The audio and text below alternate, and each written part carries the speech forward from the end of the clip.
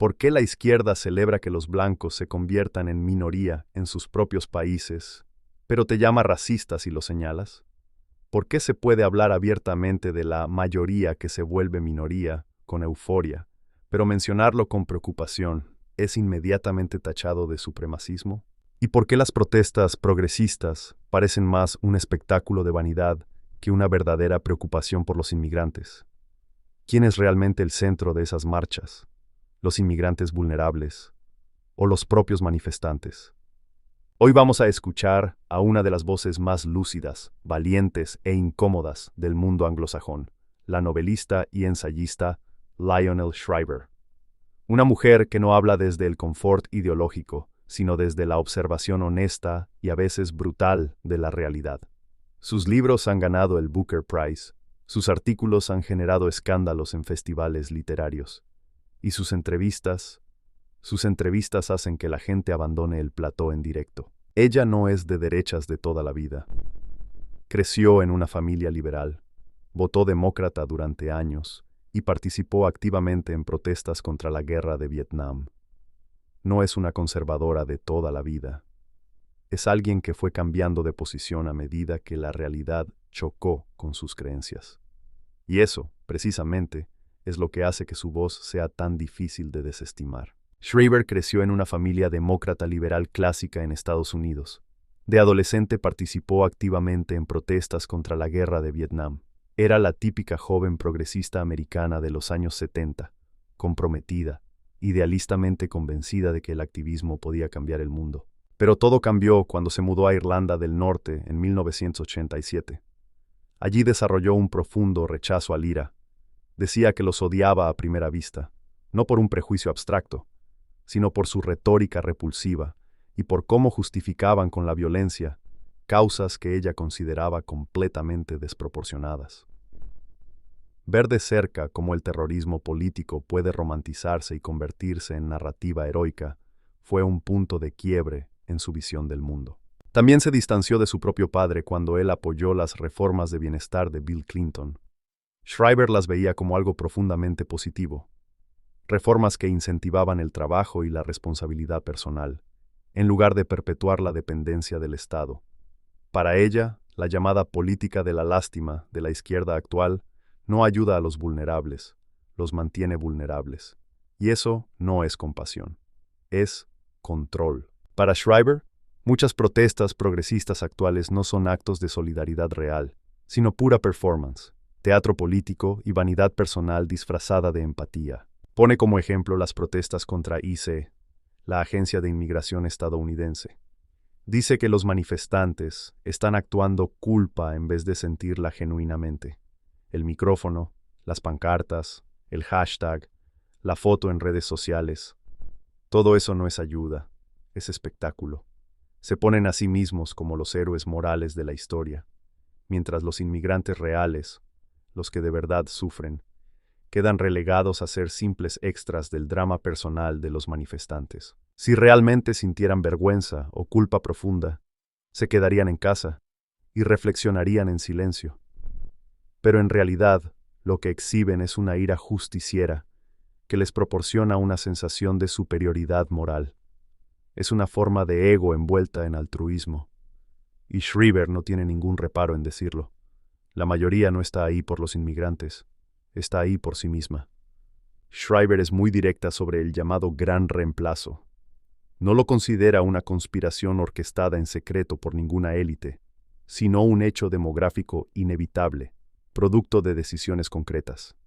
Tasas de natalidad bajas, envejecimiento de la población y políticas de inmigración masiva. Su argumento es sencillo y brutal. Si no estamos dispuestos a dar a luz y criar a la próxima generación, otros ocuparán nuestro lugar, y nos lo merecemos. Lo que más le indigna es la hipocresía de la izquierda. Por un lado te llaman racista por mencionar que los blancos se están convirtiendo en minoría, y por otro celebran esa misma tendencia, diciendo que están ganando. Es, según ella, hablar con dos bocas al mismo tiempo. Si el tema es tabú y racista, ¿por qué lo celebran? Y si lo celebran, ¿por qué es racista señalarlo? La contradicción es tan obvia que solo se sostiene gracias al silencio que impone la corrección política. Schreiber apoya completamente la polémica frase del empresario Sir Jim Ratcliffe. Por supuesto que el Reino Unido ha sido colonizado. Explica que si transportas a miles de británicos a otro país y cambias su demografía y cultura, eso se llamaría colonización o colonialismo de asentamiento. Pero cuando el proceso ocurre en sentido contrario, cuando es el Reino Unido el que experimenta esa transformación, la izquierda prohíbe taxativamente usar la misma palabra. Para Schreiber, esto no es un matiz intelectual, es un juego tonto de palabras cuyo único propósito es hacer impensable el debate, silenciar a quien lo plantee y convertir la pregunta legítima en tabú moral. Para la izquierda progresista, la inmigración no es solo un tema político más, es un tema moral absoluto. Toca todos sus botones favoritos: raza, desigualdad de ingresos y grupos victimizados. Además, tiene la estructura perfecta del pensamiento woke. Convierte a la mayoría blanca en el elemento profano, contaminante, culpable por definición, y eleva a las minorías al estatuto de sagradas, cuya sola presencia santifica cualquier causa. Es el tercer riel, el tema intocable, que más rabia les genera cuando alguien lo cuestiona. Schreiber observa que los progresistas actuales rechazan el concepto entero de nación-estado. No sienten un verdadero apego a su país. No derivan ningún sentido de significado o pertenencia de su nacionalidad, excepto en negativo. Su identidad nacional solo sirve para avergonzarse de ella, para disculparse por ella, nunca para celebrarla o defenderla. Esto genera un vacío existencial en el centro de su ideología que los hace profundamente infelices, ansiosos y resentidos. Y ese resentimiento se dirige hacia quienes sí sienten apego a su nación, a quienes no se avergüenzan de su herencia cultural. El patriota tranquilo se convierte en el enemigo a batir. La culpa blanca es casi siempre performativa. Actúan la culpa en vez de sentirla de verdad. Se ven a sí mismos como salvadores blancos, algo que critican ferozmente en la ficción, pero practican en la vida real. Schreiber lo resume con una frase que corta como un bisturí: es puro narcisismo. Odiar a sus compatriotas que no comparten su visión del mundo, en nombre de odiarse a sí mismos.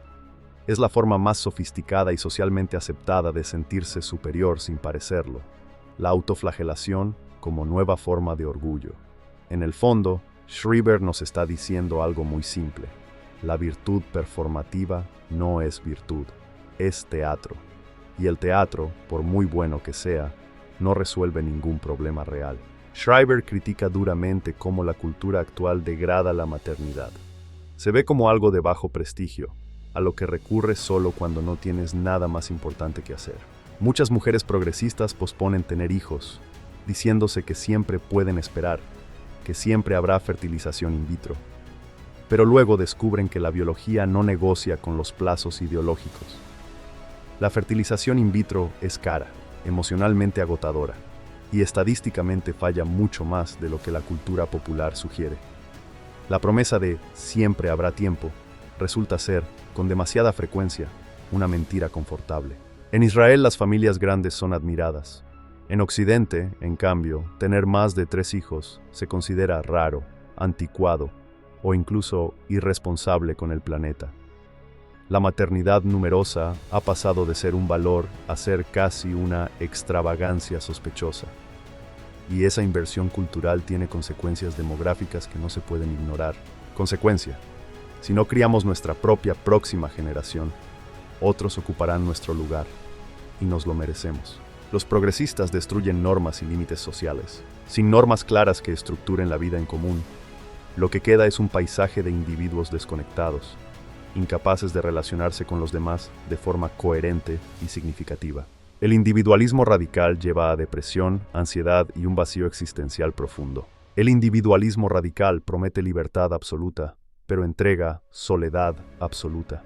Y la soledad crónica es hoy una de las principales causas de depresión, ansiedad y pérdida de sentido vital en Occidente.